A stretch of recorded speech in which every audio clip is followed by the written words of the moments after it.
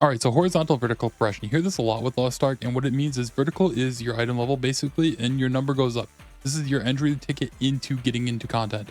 This is the most basic thing. This is what you're used to in all MMO. Now, horizontal content is content you can handle throughout the lifespan of the game whenever you want, basically. It's going to be things like collectibles. So Alt L, all these things here, these are all considered horizontal content. Same thing with your adventure tomb, which is also your Ignia tokens, along with cards. Horizontal as well, because you do tackles through horizontal content to some degree. Every island in the game has an island soul. You get the island souls just by doing various things on them. Giant hearts.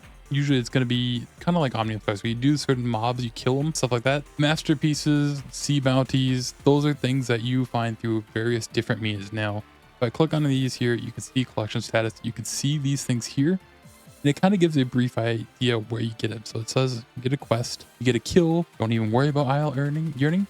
And the same thing goes with every single one of these.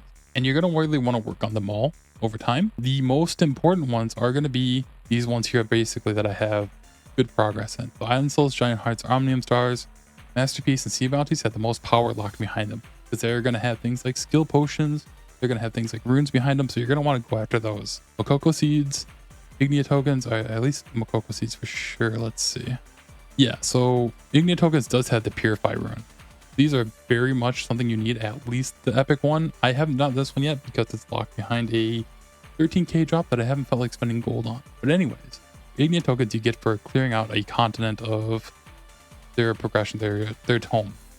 And these are all the things you have to do on it. So you have to do collectibles, cookings, vista, dungeons, main quests, monsters, kill a boss, hidden stories, and all these kind of things. So that is a lot, but they also do have things like skill potions behind them, along with merchants that you can come to your stronghold and then you buy out other skill runes through them. But going back into Makoko Seeds. Now, even though they do not directly give you power, they unfortunately do have things like masterpieces behind it somewhere here.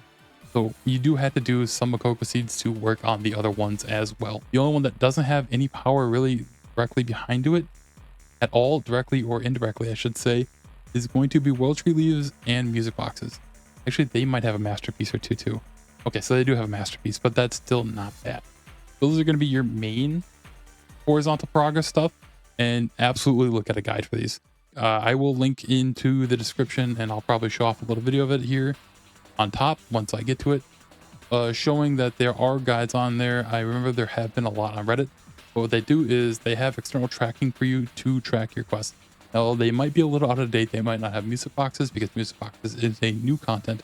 However, having a checklist on an Excel sheet is a lot better than opening up this window, looking at your quests, your collection status, checking this on acquired, and seeing what you have and what you have. If you can track it at all at the same time, definitely do that. For detailed things like doing how to do certain quests on the island and stuff like that, absolutely go to something like Maxroll and watch and look at a guide for that. Read it up. They have guides for every island. Overall, I do suggest Maxroll for a lot of things. The only thing I do not suggest Maxroll for is going to be character guides, and that is because every class guide is kept by one person generally, and it's kind of hard for one person to keep up a guide. The other option for that stuff is going to be community guides. We'll talk about that a little later, but that is kept by the community, and there's a lot of people editing it, and it's just generally more accurate and more up to date.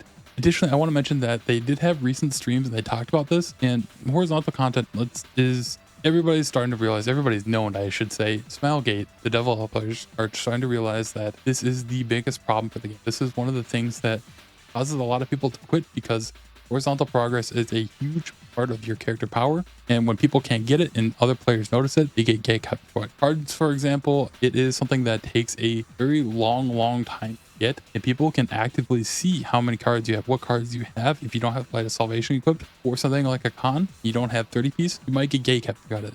And that is something that takes a year to get. So that is a big problem with the game. That is a big problem with this design. And they are going to try to make all these ones that have power easier to get. All the ones I talked about that have power directly behind them. So they have said that they want to address Island Souls, Omnium Stars, and all that stuff there. So we'll have to wait and see where that goes. But hopefully that will make things easier for newer players and even older players alike. And I think that's it. That is horizontal and vertical progression in a nutshell. Obviously, I've talked about this a little bit more in my power video. It's going to cover every source of power basically that you actively look for, that you get through a lot of these horizontal progressions.